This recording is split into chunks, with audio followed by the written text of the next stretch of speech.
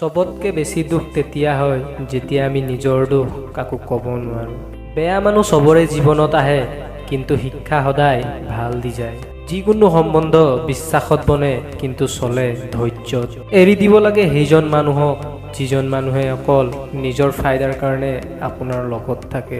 এইটো কলিযুগ হয়, য'ত এক ঘৰৰ কাজিয়াত চাৰি ঘৰে মজা লয়। জীৱনত জীয়াই থকাৰ আচল মজাটো সেইটো হয় যেতিয়া সব মানুহ আপোনাৰ অপজিটত থাকে, কিন্তু তেতিয়াও আপুনি নিজৰ বিশ্বাসত থাকে। জৰুৰী নহয় আপুনি সব মানুহৰ চকুত ভাল বনক, কিছুমান মানুহৰ চকুত বেয়া বনাৰো মজাই বেলেগ। জীৱনত শেষ হোৱা নিচিনা একোৱেই নাথাকে, সদায় এটা আৰম্ভণি আপোনাৰ অপেক্ষা কৰি থাকে। মিছা কোৱা মানুহ সদায় জিকি যায়, কাৰণ সঁচা মানুহৰ লগত থকা অকাত চবৰে নাথাকে। কঠিন পৰিস্থিতিত বুদ্ধিমান মানুহে ৰাস্তা বিচাৰে আৰু বুৰ্বক মানুহে বাহানা বিচাৰে। গুৰুত্ব মানুহৰ নহয়, তাৰ ভাল স্বভাৱৰহে হয়। কোনোবা এক মিনিটত তাৰ অন্তৰ জিকি লয়, কিন্তু কোনোবা গোটেই জীৱন লগত থাকি তাৰ অন্তৰ জিকিব নোৱাৰে।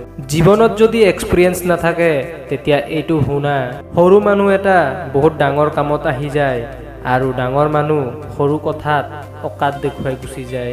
কোন ভাল হয় আৰু কোন বেয়া হয় তাৰ পৰিচয় অকল আপোনাৰ বেয়া সময়ত হয়। তাৰিফ এটা বিশ্বাসঘাত হয়, যাক আমি বহুত ধ্যানত শুনো, আৰু তাত আমি নিজেই ফচি যাওঁ।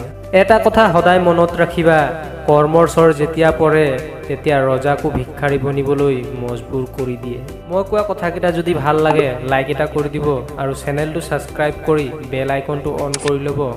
মই প্ৰেম, আকৌ লগ পাম নতুন এটা ভিডিঅ'ত। জয় আই অসম।